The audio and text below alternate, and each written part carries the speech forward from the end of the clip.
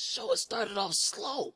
It's going on even with this season. It's got to start off slow. I said, that's called good writing. Yeah. We got to bring y'all along so that had we came out the gate, shoot them up, bang, bang, and car crash, we got to slow it down. Yeah. So people. Now, I've been reading a lot of comments on social media. This season of Raising Kanan is boring.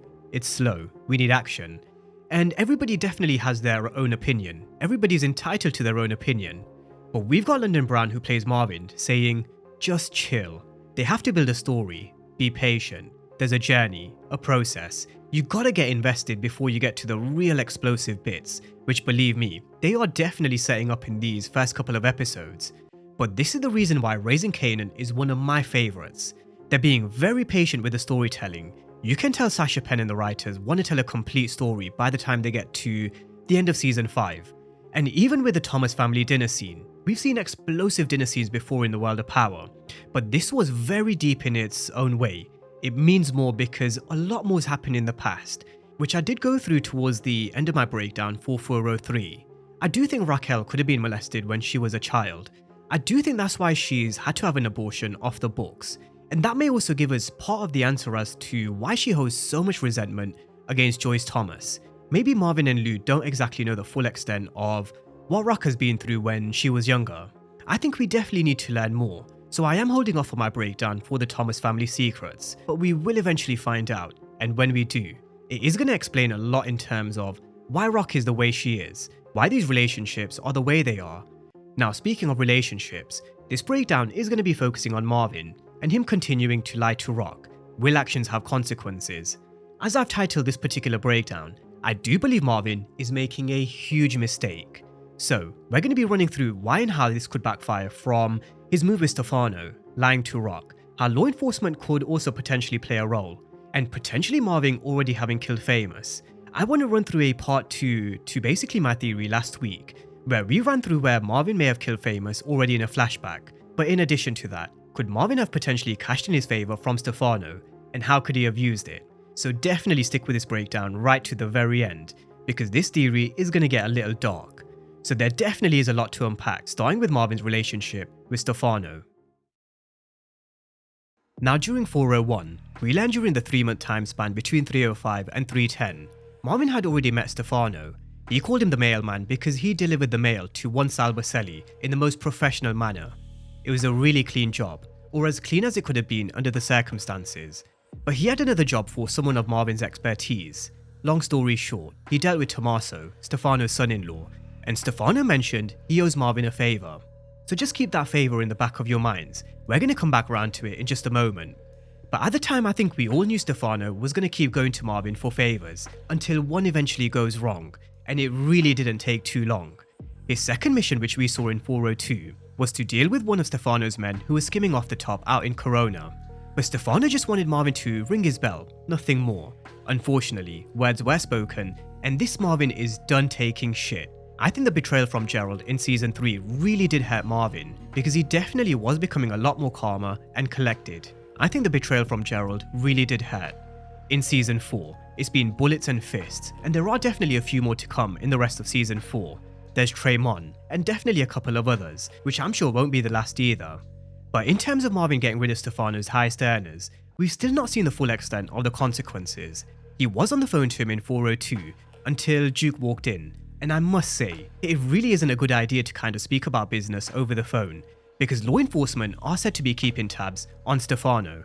We also know he was brought in for questioning early in season 3, I believe it was in 303, where he didn't give law enforcement too much, but he's been on their radar for a very long time, and both Marvin and Rock were also seen visiting Stefano. Now, we didn't see too much of law enforcement in 403, apart from the guys who cordoned off the Chinese restaurant. Detective Tanner's task force has been disbanded. Detective Howard is now dead, and so is Shannon Burke. We know Captain Baptiste has put Garcia on a mission to try and solve the Ronnie Mathis and Detective Howard case, but it's been teased law enforcement are still watching Stefano. So it really isn't a good idea speaking about business over the phone, because I've mentioned this before, if push comes to shove, Stefano would have no qualms about selling Marvin out to save his own skin. The Mafia work in a very funny way. They have agreements and existing arrangements with the other crime families, They want other people to do their dirty work while they sit back, enjoying their cigars. So in my opinion, Stefano definitely can't be trusted. I think he'd sell Marvin out in a heartbeat. That's why I think lying to Rock when she confronted him in 403 was a huge mistake. We also saw his face afterwards. This look was a guilty look where he knows he's messed up. Now sometimes what Rock does is she just waits and sits on information. She waits to see if they come clean without having to confront them. For example, when she found the bloody shirt under Kanan's bed, she said she came across it a few days ago, but left it where she found it. She sat on the information for a couple of days, waiting to see if Kanan came clean. The same goes for Marvin. She waited to see if Marvin came clean about what really happened at the stash house, but surprise surprise, neither of them did. But this time around, there was no beating around the bush or testing Marvin. She confronted him and asked him in 403. However, he played it off as if law enforcement were just trying to cause internal conflict, which to be honest does sound plausible, realistic, and you really didn't see Rock question his response. She actually thought, maybe he is right. But also maybe because Rock has so many things going on in her mind at this moment, and this isn't exactly the top of her agenda. But Marvin knows that for now it's a huge let-off. Although I don't think it's going to be for too long. He's just kicking the can down the road in my opinion. But for now, it's definitely not on the top of Rock's priority list because Marvin said he isn't. So I guess she's taken his word for it. However, this is where I want to bring it to Famous and a very dark theory. We've been through how Famous is not in any of the teasers and trailers, apart from possibly one. I do think this is Famous in this particular one. We've been through how very strange the situation is, but what I do like is, the writers aren't just sweeping this under the rug. Every episode they are addressing this situation with Famous. In 402, we had Marvin's conversation with Lou. Marvin said he got to snitching and then got to running, with Lou saying Famous isn't a snitch. That was also echoed by Jukebox in 403. Famous does talk a lot, but Juke said something very similar to Lou, Fame ain't no snitch. Now from Kanan's perspective, he doesn't know what to believe because the streets do talk, and nobody really knows anything. Famous definitely got picked up by law enforcement, so who knows. There was also this conversation between Lou and B-Rilla. B-Rilla questioned whether he was gone, meaning, is he gone? Is he dead? And I think deep down Lou probably knows. Famous is a big hit at this moment in time. His songs are playing over and over on the radio, and he's not here to enjoy the fame. You have to ask the question, why? Where is he? Could he potentially be in LA with Jessica? Is he laying low? Or is he already dead? Has Marvin already taken him off the chessboard? Now this is where I do want to go back to the original theory of Marvin having already killed Famous in a flashback. For those who haven't seen this particular breakdown, I would highly recommend watching this one first and then coming back around to this chapter in this breakdown a bit later on, because this is a part 2 or a carry on I guess. So in the description and the top of the comment section, you'll find the link to this particular breakdown. But we spoke about how it makes so much sense that Famous could have already been killed within the 2 months time span between 310 and 402 by Marvin in particular. Marvin hates snitches. I'm not saying Famous has snitched, but the streets do talk, and well, we know what happens next. Now if that has happened, and Marvin has taken Famous off the chessboard, could Marvin have cashed that favour in from Stefano by asking him to use his fairness? I do always say everything they mention in Raising Kanan will be accounted for come the end of season 5. They don't mention anything for no reason. They mention Ronnie in season 1, he appears in season 3. They mention Ellie Tyler, he appears in season 4. Tremont disrespected Rock in season 2, he's gonna pay for it in season 4. They mention D-Wiz having a brother, and I do believe they'll eventually come back around to that as well, whether it's in Raising Kanan or Power Origins. But they definitely mention Stefano's fairness for a reason as well. It definitely will be used, it's just a question of how, why, and whose body is going to be turning into a pile of ash. Could Marvin genuinely have taken Famous off the chessboard, cashed in his favour from Stefano from doing this job with Tommaso, and then got rid of Famous using Stefano's fairness? It's just a follow-up from my breakdown last week where I mentioned we could potentially see Famous's death in a flashback, and it really is something which would change the entire dynamics for the Thomases in so many different ways. You have to ask the question, if Marvin got rid of Famous, putting aside the theory of potentially using Stefano's fairness, would this have been done with Rock say-so, or was it done behind Rock's back once again? Because if it was behind Rock's back, then shit will definitely hit the fan in more ways than one. What if they all find out Famous wasn't a snitch and he didn't talk, and Marvin's made a very similar mistake to that of Scrap? He's gone and made a preemptive move without doing his full due diligence, and also behind Rock. We're all seeing how Rock is approaching the situation with Richard and Sonny's killers. She doesn't want to make the wrong move and target the wrong person or the wrong crew.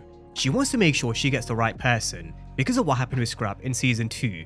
So if Marvin has made the move on Famous without Rock say so, on top of him lying about working with Stefano and everything that's happened here, it's going to cause a lot of problems between them. Now we haven't even touched on how would this also impact Kanan and Jukebox. How would they react? Is this the final straw for Kanan? Because even if Rock was or wasn't involved in the decision, can we all blame him if he was to just blame Rock? I mean, would he even believe her if she said she wasn't involved in the situation, if it were just to be Marvin? I mentioned in my breakdown 4403 that I really do feel like it is time for Kanan to feel that pain. And how do you do that to Kanan? You take away Crystal, you then take away Famous. I think OC will probably also die at the hands of Unique. Irrespective of the fairness theory and whether that plays out or not, I think it definitely sets up for a real break within the family. Kanan will definitely think, fuck this, especially with what happened with D-Wiz in season 1, and it also maybe affects Jukebox. Jukebox and Marvin have been really building a good relationship over the last season or so, but this is power. We know it's definitely not going to last. We know something is going to happen. They're building up the story, because when it comes crashing down, it really is going to be a painful end. Just like London Brown mentioned in the interview I played at the beginning of this breakdown, be patient. They're telling a story. They want to tell a complete story. It's very different to Book 2 Ghost, because it feels a lot more real. You feel a lot more invested into the story, into the characters. At least I feel a lot more invested into the characters such as Marvin, Lou.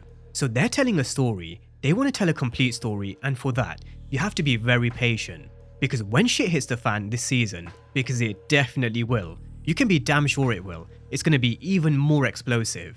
Because of the foundation that they're setting in these early few episodes, and I have no doubt, they're leaving the breadcrumbs for a very painful story with Famous, which will definitely have a huge knock-on effect for the entire Thomases. From Marvin's mistakes, his lies, his relationship with Rock, going from Mr. Dependable to now making mistakes once again. You then have Kanan and Jukebox's reaction, thoughts and opinions. How would that change their kind of perspective? There's so much more to come.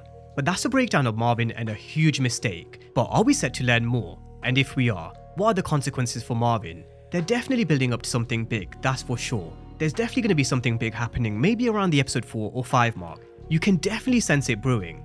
But could it be what we spoke about in this particular breakdown? Drop all your thoughts below in the comment section. And as always, thank you guys for watching, and I'll see you next time.